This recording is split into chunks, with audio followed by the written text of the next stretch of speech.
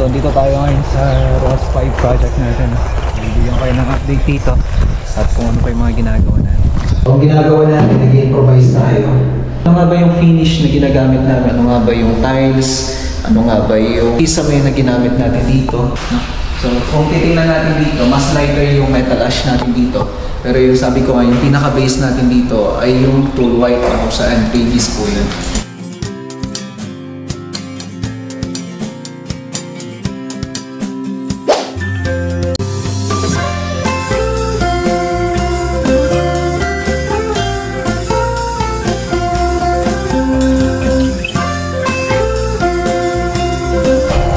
So dito tayo ngayon sa ROS 5 project natin. Bibigyan kayo ng update dito at kung ano pa yung mga ginagawa natin.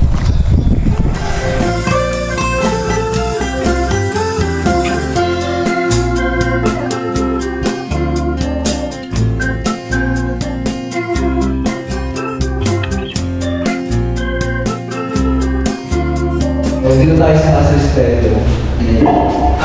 Ito yung sink. Pang top mount to na kung saan ilalagay natin sa vanity. So ito, wala tayong tiles na. So ang ginagawa natin, nag-improvise tayo para dun sa lagay ng sink natin. Yan. So usually kasi bumibili tayo ng mga high cabinet, floating cabinet para dun sa mga vanity natin. Pero sa akin, mas sinasuggest ko sa kliyente natin na dapat modified na lang siya. So, anong kagandahan ng modified? Pag minodified kasi natin siya, lahat ng mga sulok, kagaya nito, itong part na to, yung sukat niya. Yan. Yan, yung mga kantuhan na yan, mas mainam mga kamasta na nakukuha natin yung sukat. No? So, drive dito sa part na to, yan naman yun sa may, kumbaga, laging lang naman nababasa. Pero, ngayon, naglagay pa rin kami ng mga floor drain. Ang kailangan kasi ng floor drain natin ay kung sakali po na maglilinis tayo dito sa part na to ay meron tayong pagbabagsakan ng tubig na hindi na kailangan i-open yung enclosure dyan if ever. So yun yung usually ginagawa natin sa mga TNTs. Yan o. Ito, acrylic finish o kaya acrylic paint, kaya masisigurado natin na ayos pa rin yung pagdating sa moisture. So okay pa rin yun. So sa mga ibang TNT rin natin, ganun din. So ito yung master schedule. Yung mga pin lights na to. So tingnan nyo naman yung doors natin. So okay na rin. Bali, ako lang na dito is yung center light natin. Kaya ako napapansin ninyo yung kulay na ginamit namin dito ay metal ash clear. Kung may mga part pa kasi ako dito na gusto kong ayusin o kaya i-polish. Kasi gusto, pag may turnover tayo, okay lahat. Kaya kung napapansin nyo, medyo may alikabok. So ipapawax ko na yung bukas para makinis. So dito sa labas, okay naman na. So ito na yung gabay natin dito sa taas. So dito sa part na to, ano nga ba yung finish na ginagamit namin o ginawa namin dito sa may project natin dito sa ROS 5? Ano nga ba yung tiles? Ano nga ba yung kisame na ginamit natin dito? At ano nga ba yung kulay ng wall na ginamit natin dito?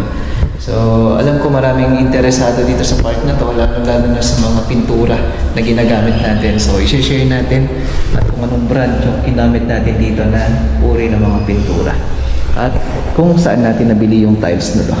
Okay? So dito sa part na to mga kamasta, itong master's bedroom natin.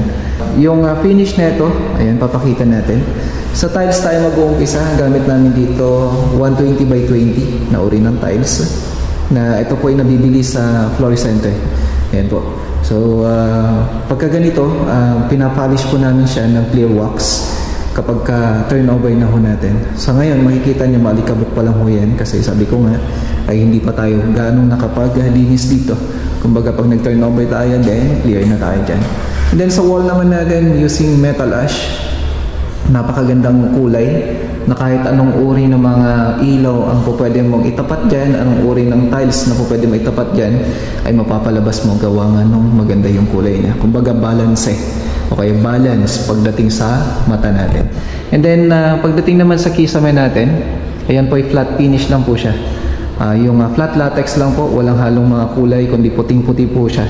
Ang bentahe kasi niyan, kapag ginamit natin ay purong puti lamang po.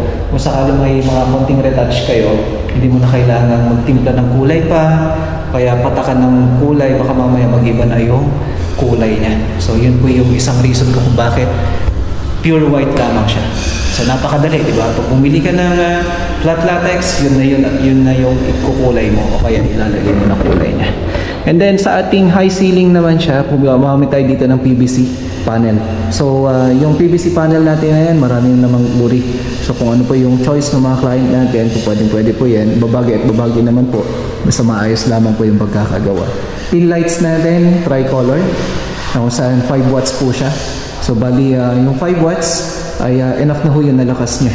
Yung ating tricolor naman, ang ibig sabihin ng tricolor, daylight, ito yung warm, combination of warm and daylight.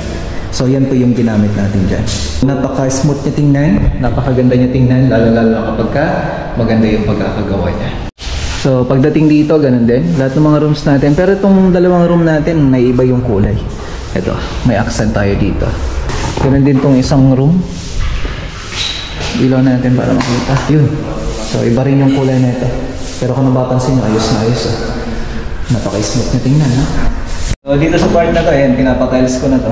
Kasi buwas. Ito na yung gagawin nila. Yung sa may hagdan natin. So iba rin yung kulay ng para sa floor natin sa baba. Tingnan natin. Using 80 by 80 na tiles natin. Ito po yung nabibili namin sa Wilcon. So binili natin sa Wilcon. 80 by 80. So napakagandang tiles. Random colors o kaya random design ng ating marble. So yan po yung ginamit namin dyan. Tapos sa wall naman, ganun pa rin yung kulay kasi ng metal ash natin sa taas, medyo may pagka-yellowish.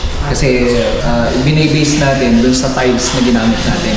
And then pagdating naman dito sa baba, kung saan yung tiles natin is mas lighter, so pinapares din natin. Kaya nga po sabi ko dun sa vlog natin, pagka metal ash, nag-iiba po yan. Depende na lang sa kung ano yung taste na gusto nyong ilagay. No? So kung titingnan natin dito, mas lighter yung metal ash natin dito. Pero yung sabi ko nga, yung pinaka-base natin dito ay yung tool white na kung saan pages po yun. So tinan mo yung nasa baba, yung flooring natin, tapos yung sa wall natin, mas lighter siya. Pero napakalamig sa mata. Ceiling natin, ganun pa rin. White. And then finish ng PVC ceiling.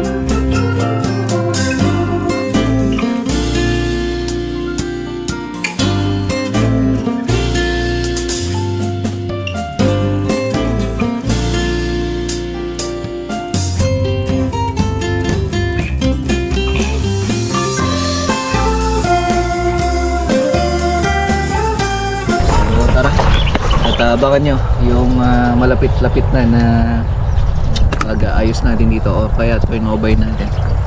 So abangan nyo.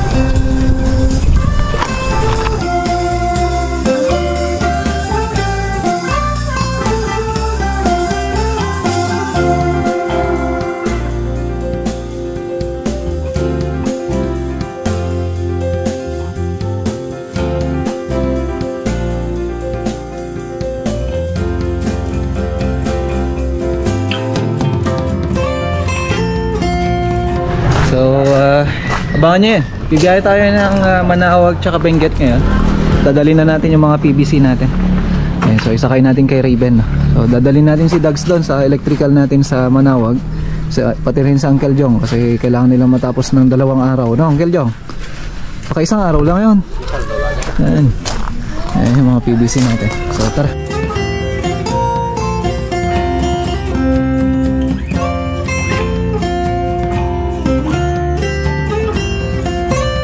Okay? So, abangan nyo kami sa Manawag project natin. So, yeah. Abangan nyo na lang yung continuity ng vlog natin mga kapatid. So, maraming salamat. Lagi kang mag-ingat. Bye!